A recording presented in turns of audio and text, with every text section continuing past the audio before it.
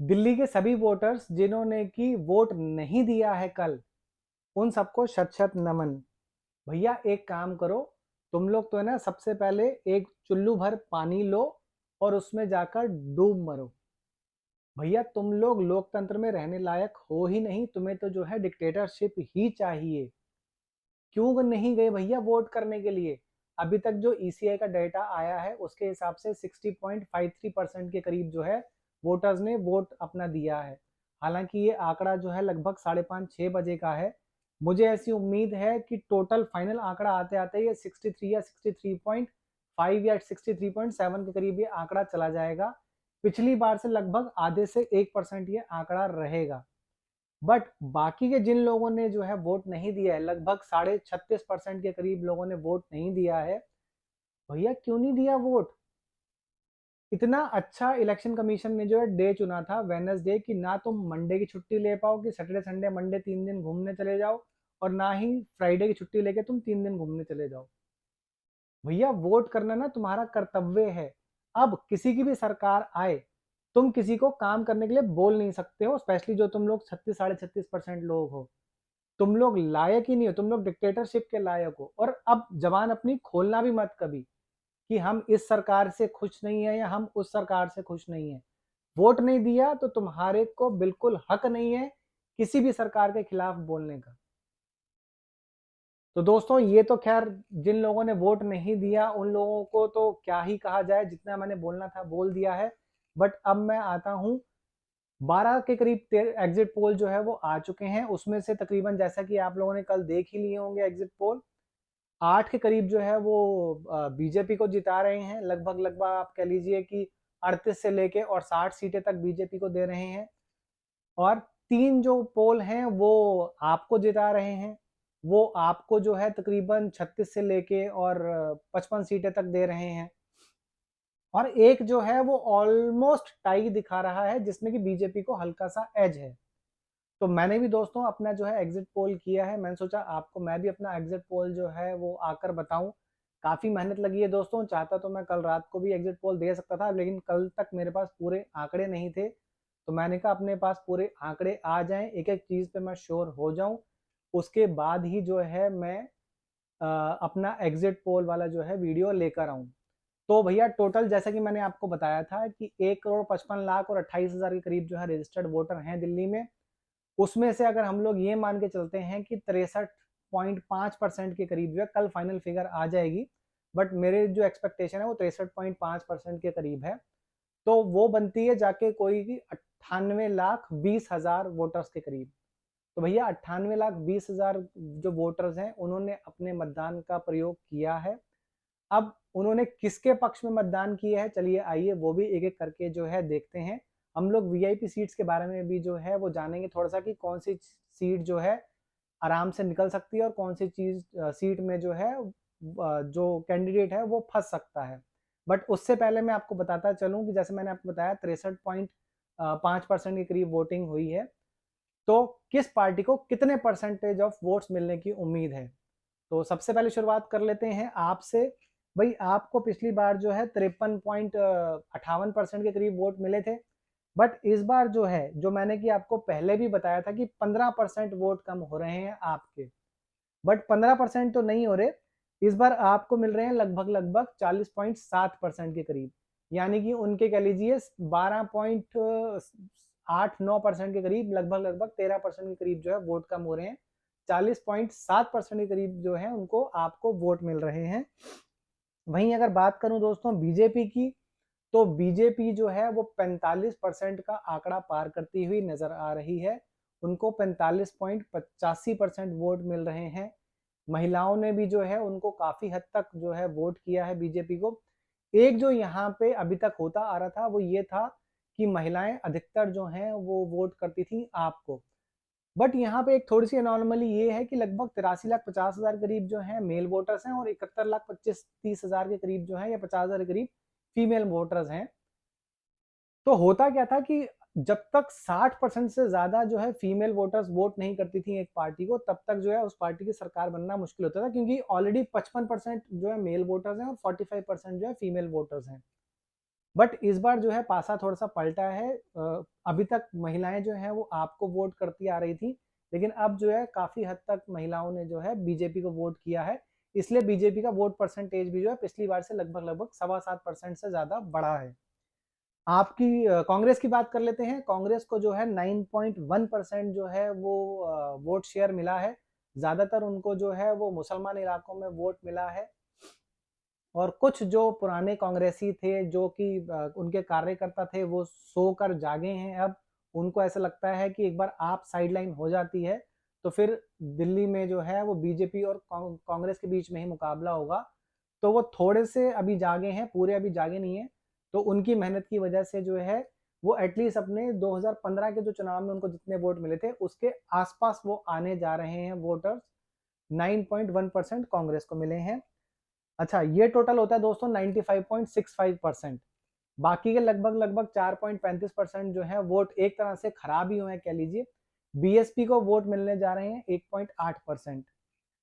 AIMIM उसको जो है आधा परसेंट के करीब जो है वोट मिलेंगे, यानी कि आप ये मान के चलिए लगभग लगभग 50,000 के करीब जो है एआईएमआईएम को जो है वोट मिलने जा रहे हैं। और इसमें ज्यादातर जो वोट मिलेंगे वो उसको मुस्तफाबाद में ही मिलेंगे, जहां पे उन्होंने उसको जो दंगों का आरोपी था बंदा उसको खड़ा किया था, ताहिर हुसैन को। वहां पे जो मुसलमान है ना वो बहुत उछल उछल के जो है मतलब वोकल होके कह रहा है कि भैया हम ताहिर हुसैन के साथ हैं, उसने दिल्ली दंगों में हमारा साथ दिया था, और वो जो है जेल में है इस वक्त, हम उसको जेल से बाहर निकालेंगे उसको विधायक बना के। तो ये एक ऐसी सीट है दोस्तों जो मुझे 100% लग रहा है कि एआईएमआईएम जो है वो निकाल कर ले जाएगी, और सबसे ज्यादा वोट भी वहीं पे वो पाएगी। 0.5% करीब एआईएमआईएम को वोट मिल रहे हैं, और नोटा को दोस्तों जो है 1.4% वोट मिल रहे हैं, और बाकी की जितनी भी छोटी मोटी पार्टीज हैं उनको जो है 0.65% के करीब जो है वोट मिल रहे हैं। ये होता है पूरा 100%। जैसा कि मैंने आपको बताया 98,20,000 के करीब जो है टोटल वोटर्स की पोलिंग का आखिरी में जो है वो रिजल्ट आएगा। आपको कल पता चल जाएगा ईसीआई के डेटा के हिसाब से 98,20,000 के करीब जो है वोटर्स ने वोट अपना पोल किया है। अब बात कर लेते हैं दोस्तों कि कितनी सीटें मिलनी जा रही हैं किस पार्टी को। तो भाई सबसे पहले जो है आपसे ही शुरुआत कर लेते हैं। आप जो है दोस्तों वो 20 से 24 सीट लेके जा सकती है। इसमें आंकड़ा हालांकि मुझे 20 के आसपास ही जो है लगता हुआ नजर आ रहा है। बाकी की सीटों की भी मैं जो है बाद में बात करूंगा कि आपकी कौन सी सीट फंस सकती है और कौन सी जो है वो निकल सकती है। बीजेपी की जो है दोस्तों यहाँ पे बीजेपी को जो है 42 से 48 सीटें जो है मिलने जा रही हैं। मैंने जो अपना ओपिनियन पोल किया था लगभग लगभग उसी के हिसाब से ही सीटें मिलती हुई नजर आ रही हैं दोस्तों। और अगर आप बाकी भी जो न्यूज चैनल है उनका भी अगर आप आंकड़ा देखेंगे तो उनका भी आंकड़ा लगभग लगभग कुछ इसी रेंज में आ रहा है। कांग्रेस को दोस्तों मैं जो है वो 1 से 3 सीट दूंगा। एक सीट तो उनकी पक्का आएगी, कौन सी आएगी वो आपको बाद में बताऊंगा, और मैक्सिमम हो सकता है उनकी 3 सीटें आए।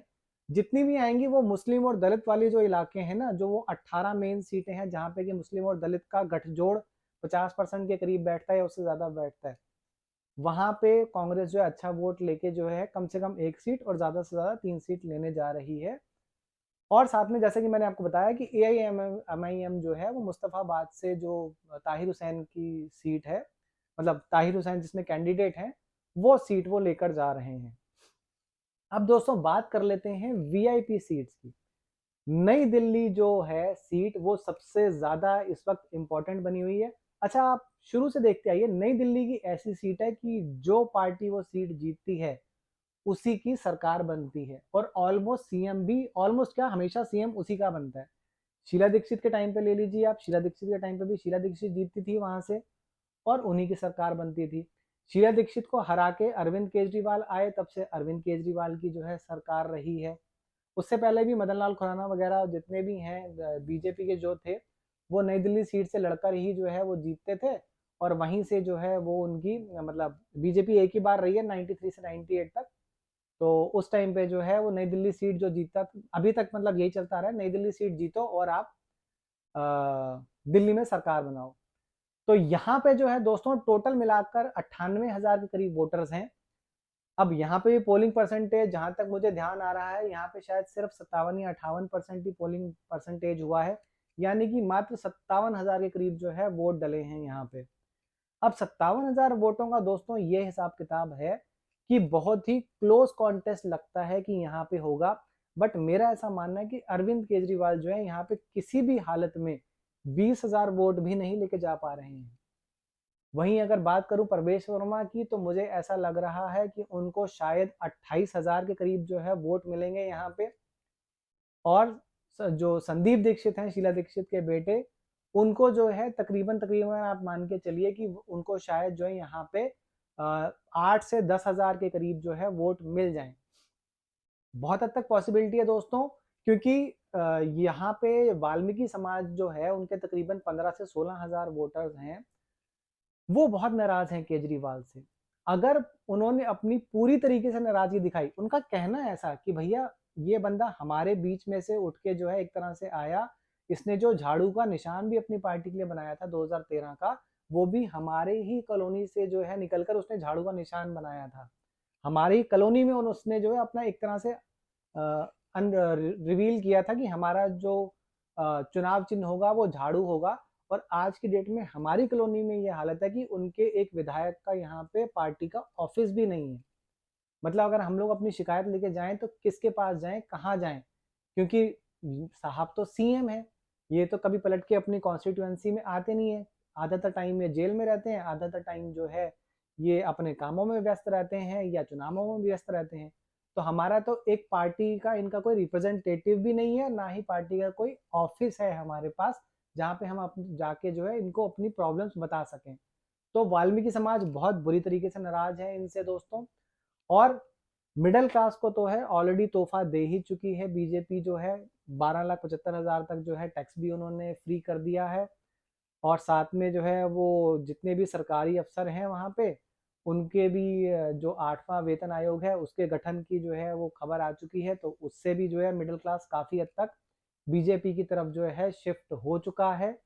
तो मेरा ऐसा मानना है दोस्तों कि केजरीवाल, अगर वाल्मीकि समाज पूरा का पूरा एक मुश्त होके जो है बीजेपी को वोट देता है, तो बहुत हद तक पॉसिबल है कि 35-36,000 से भी ज़्यादा वोट जो हैं वो प्रवेश वर्मा ले जाएं।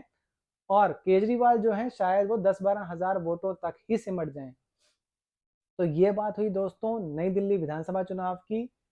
केजरीवाल शर्तिया जो है वो हार रहे हैं, ये कंफर्म है, बहुत बुरी तरीके से हार रहे हैं। जैसे आप उनके पुराने बयान भी देख सकते हैं, जो वो बयान देते आए हैं कि ये हो गया, वो हो गया, 20,000 वोट चेंज कर दिए, ऐसा कर दिया, वैसा कर दिया इन्होंने।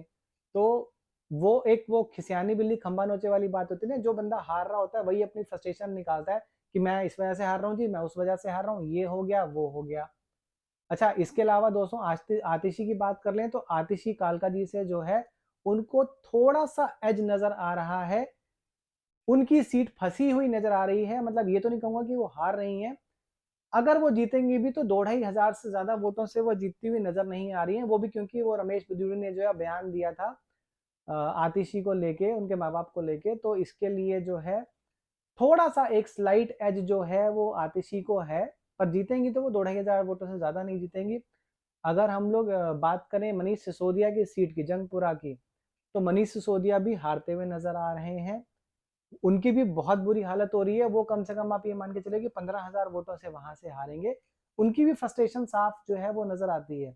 वो बिल्कुल जिस तरीके से जो है वो चुनाव वाले दिन भी जो है आ गए थे कि भैया पुलिस के सामने जो है लोग पैसे बांट रहे हैं, यहाँ पे जो है वो पैसे बट रहे हैं। तो वो हार की हताशा दिखाता है उनकी। एक जो इकलौती सीट जो है वो जो मुझे समझ में आती है, जो निकाल सकते हैं वो निकाल सकते हैं ग्रेटर क्लास से सौरभ भारद्वाज। उनकी सीट जो है शॉर्ट कंफर्म नजर आ रही है कि वो जीत जाएंगे। उसके बाद अगर मैं बात करूं दोस्तों बाबरपुर सीट की, तो बाबरपुर सीट से भी गोपाल राय लड़ रहे हैं, तो उनका भी मुझे ऐसा लगता है कि वो भी सीट निकाल जाएंगे। तो बाकी और भी कई सारी सीट्स हैं दोस्तों। अगर आप किसी भी और सीट का जो है विश्लेषण आप मेरे से चाहते हैं तो आप मुझे बताइएगा, मैं सभी सीटों का एक एक करके जो है विश्लेषण लेकर आऊंगा। आपके हिसाब से दिल्ली में सरकार किसकी बन रही है, मुझे कमेंट सेक्शन में कमेंट करके बताइए भैया। और वीडियो को आपने लाइक कर ही दिया होगा, वीडियो को ज़्यादा से ज़्यादा शेयर भी कर दीजिए भाई। आज नहीं करेंगे तो जब 8 तारीख को संडे को रिजल्ट आएंगे तो अपने आप शेयर कर देंगे कि हाँ देखिए इन्होंने पहले ही बोल दिया था कि बीजेपी की जो है वो 42 से जो है 48 के बीच में सीटें आ रही हैं। ऐसा भी हो सकता है दोस्तों कि कुछ जो कांटे की सीटें जो फंसी हुई हैं जिसपे कि 1,500-2,500 के मार्जिन से जो है रिजल्ट डिक्लेयर होना है, तो हो सकता है कि बीजेपी 50 के आसपास भी पहुंच जाए। बट एक चीज श्योर है दोस्तों कि बीजेपी ना 40 से नीचे गिरेगी और ना ही 50 से ऊपर जाएगी। तो चलिए दोस्तों, देखते हैं हम लोग 8 तारीख को क्या रिजल्ट आता है। मैंने आपको अपना रिजल्ट बता दिया है। आप सभी लोगों का वीडियो देखने के लिए बहुत बहुत धन्यवाद। वीडियो को शेयर जरूर कर दीजिएगा, चाहे 8 तारीख को ही जरूर कीजिएगा। धन्यवाद।